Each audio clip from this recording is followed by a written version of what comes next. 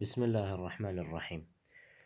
پیامبر صلی الله علیه و سلم میفرمایند هر کسی برای من یک مرتبه صلوات بگوید، یعنی یک مرتبه اگر تو بگویی ای برادر اللهم صل علی محمد و علی آل محمد، یعنی هر کسی برای من یک مرتبه صلوات بگوید الله سبحانه و تعالی 10 مرتبه برای وی رحمت میفرستد و 10 گناه او را میبخشد و 10 مرتبه در جنت درجه او را بلند میکند.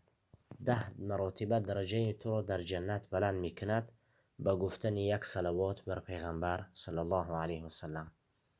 و اگر میخواهی در قیامت نزدیک پیامبر صلی الله علیه و سلم باشی، پس گوش بکن.